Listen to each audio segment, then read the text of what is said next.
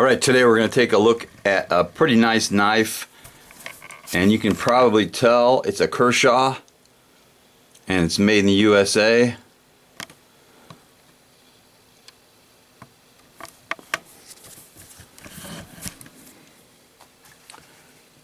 So let's take a look.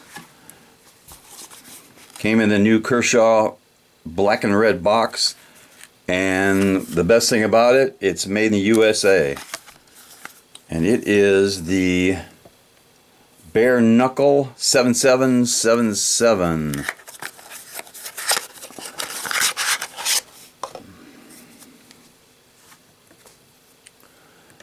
So here's a nice look at it, and it is a flipper. You can see the flipper right there. Comes out nice with just a little bit of a wrist flick. Now this knife does not have a speed safe, and it does have some traction notches on the flipper, which is always nice, and a little on the thumb ramp. They're pretty good on the thumb ramp.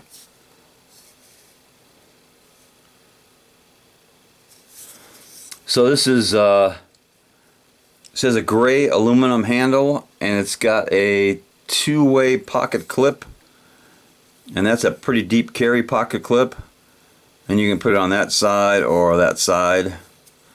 Nice big cutout in the aluminum to put that clip on. Let's take a look at the markings on this blade. There's the Kershaw logo on the blade, and nothing on that side. And on this side it says, there's an American or a USA flag, the number 7777, and Kai, K-A-I, USA. It has a patent number on the locking mechanism, and it's got the Kershaw logo on the pocket clip. Now one thing the Kershaw sends with its knives is the Kershaw Important Information Guide, and this tells you all the parts of the knife. But one thing that I like about this that I really didn't notice before, it's got the different kinds of locks. It's got the frame lock, and this happens to be the subframe lock. Of course, it's got the liner lock, inset liner lock. I'm not sure what that is. It's got a push button, a mid lock, that's a spine lock, and then it's got a hawk lock, which is a slider button. So this has the subframe lock, and it's different from a frame lock because a frame lock is all frame, but this subframe, there are two screws in there where you can actually take this part of the mechanism off, the lock itself. Works really nice. Got a real nice action. So it's got like a 3/4 length spacer back here. And this thing comes apart pretty easy. It's just got some torque screws. I think it's 1, 2, 3, 4, or 3 torque screws, and then the pivot. And it does ride on ball bearings. There's 2 sets of ball bearings in there. Makes it very smooth. Now the blade is CFM 390. It's a flat grind, about 3/4 of the way up. Pretty sharp. Let's do a cut test on this. Well, first of all, it's the overall length is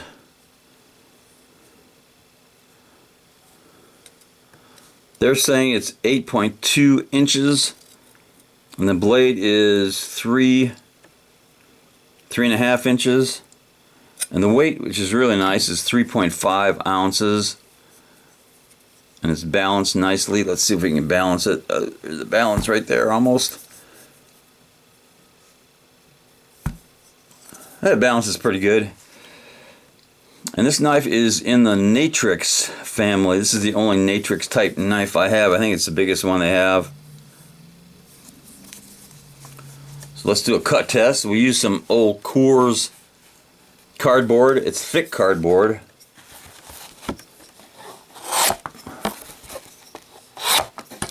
You can see this thing came really razor sharp. I'm pretty happy with that.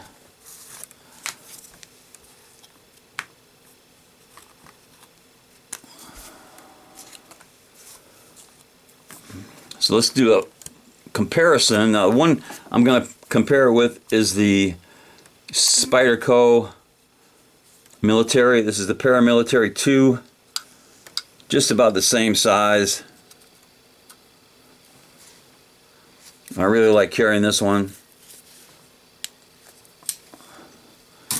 Let's do a drop test into a soft pine board. See how sharp that tip is. I can get it to stick this time. There's a fail.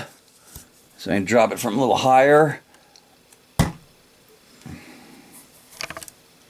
Okay, it passes the drop test, so it's got a nice sharp point.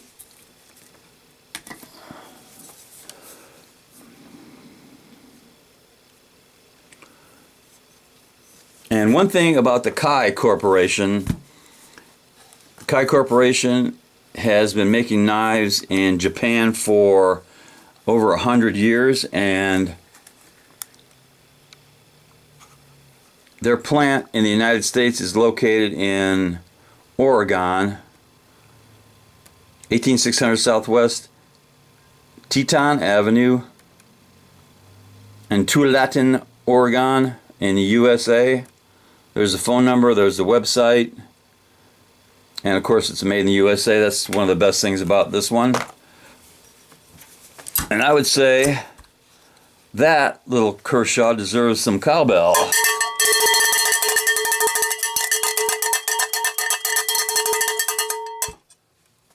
Knuckle bomb.